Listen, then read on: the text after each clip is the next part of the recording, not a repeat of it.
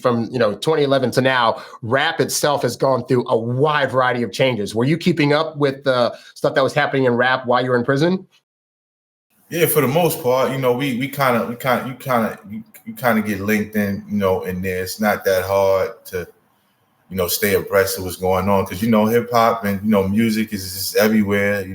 We had radios, we had television, we were able to watch videos, and you speak to your people on the phone, whoever you talk to, they tell you what's going on. Oh, yo, this such and such, this dude, this happened and this happened. Or just in the jail in general, you got people that talk about things that their people told them, oh, yo, I heard this happen, and yo, this one got a new album out, and stuff like that. And then we got the kiosks. They got this thing, in there in the jail, prison kiosk, and you're able to download songs. They introduced that in 2019, and then it just went crazy, and then like it was like a musical renaissance. You know what I'm saying? Like people, because you were able to find stuff that you couldn't normally. You know what I mean? Like everybody, you got older people that have been in jail for years that love music and couldn't find this song or that song. So now you got access to mostly everything that you've been looking for years. So people, just went, wow, man, it was a wild time. That's all you heard was people, yo, who sang this? Yo, you know who sung this song? Shoe, Dude, you know what I mean? Like dudes is just mouthing songs like, yo, who sang this? You know what I mean? Like, so like it was like the ill thing, man. Like, everybody hitting the kiosk, going on the kiosk, and, downloading these songs. So, Oh, wow. Yeah, man. So were people like downloading your songs and stuff around you, or listening to your older albums? Yeah, that was a given. Dudes, because it's so easy now. Like, you could like just show, yo, G-Dep, I'm gonna get your stuff too, man. Yo, what's the name of that album? Stuff like that. So I was like, yeah, man. I was definitely, but I was there with brothers, so they didn't really stress it like that. You know what I mean? Eventually dudes got around to it, like, yo, yeah, and by the way, I bought your album, you know what I'm saying? Or, I had found the Ghetto Legend album. They didn't have the Child of the Ghetto album on there, by the way. Like, I was like looking for that. That was the first thing I looked for when we got the kiosk. They didn't have that on there. It was certain albums they didn't have on there. So, but they did have Ghetto Legend. I found it after a while, just surfing. I plugged one of the songs in, and the whole album popped up. I was like, wow, I didn't even know they had that kind of thing in prison. I know when I was talking to Ethan, he had mentioned something called like JPay or whatnot. I don't even know what is JPay. It's a kind of a kiosk system where you can get your emails, plug in and download your songs and all of that. You know what I mean? It was silver. You know what I mean? And you could put your tablet like on a little port that they had, and you plug the tablet in. And then you download your messages, you download pictures, videos, and then they also had the option to go into the music. They had like a wide arrangement of music, and that's where I found a lot of the music, all of the music actually for the Influential album.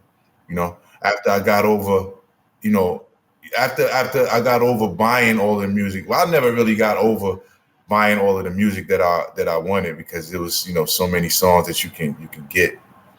I started also looking for beats, so you could just type in, it didn't have like a sophisticated search engine like out here, like you could actually look for certain specific stuff, like, so you had to like put in like hot beats or dope beats, or what I'm saying, crunk beats, like you just had to make stuff up, like beats that make you just nod your head, like, you type that in and stuff will pop up. And then you just could, you had to go through stuff. And, I just went through the whole process, man. Like, you in jail, you don't got, all the, you're not, your time is not that occupied. So, I had time to look through, beats. And that's how I found a lot of the stuff, man. All of it, like I said. Your last album was in 2010. And then fast forward to, at some point, when did you decide that you wanted to actually record a new album? In 2022, I recorded a joint with my bro Legacy Ty. This joint called Nothing to Lose, excuse me. It was a joint called Nothing to Lose. He had a beat. He played over the phone. He called me. I called him, and he used to just play me beats. He's a producer, so he played me beats, and he was like, "Yo, Dep, man, can't wait till you come home, man. I got this joint for you right here. Listen to this, one of them things." So he plays it, and I'm like, "Yo, man, it'd be dope if we could record that over the phone." You know what I mean? And he was like, "Well, we should do that. You got to figure out how to do it." He's like, "I don't know how to do it." And that was another misconception people had. They thought you can just call, record some lyrics, and then a person can just put them onto a beat. You know what I mean? But it's not that simple. You know what I'm saying? We even tried it. The kid, me and Ty, Legacy Ty. When you call somebody and you play a track in the background, if they playing the track in the background, you can hear it. But then once you start talking, it cancels the sound out in the background. So if you trying to record like that, it doesn't work. You know what I mean? So if you call in and they play the beat and they hooked up to the studio, everything is gravy, it's Gucci, everybody you ready to go. Once they play the beat and you start rhyming, you can't hear the beat. You know what I mean? So that's how we figured out it wasn't as simple as that. And my wife, she had already. Prior to that, I had did a song, over the phone to the special delivery beat, and we hooked up with Ethan. You know what I mean? And so Ethan, I already knew that you can actually get it done. And I knew a guy. I was, I was that guy who knew a guy. You know what I mean? So I was like, yeah, man, I know a guy that can actually do that. You know what I mean? I called him. You know what I mean? And we wound up recording, you know what I'm saying? We just got up and he was like, "Yeah, I remember you. Yeah, man. Yo, you want to record something?" We recorded it and we put it out.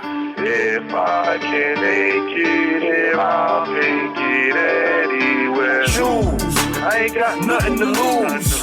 Just the clothes on my back and these shoes. Cruise, cause I got nothing to lose. The next step is blow a fuse. Fast forward to the next 2023, I did a couple of more joints with Ethan and my guy Legacy Ty. So I'm like, I'm starting to feel my artistic side. I was like, wow, we was able to record. You know what I mean? I was like, wow, that was the closest thing I had to recording. So after a while, he was going through some things, and I still had the recording bug. You know what I mean?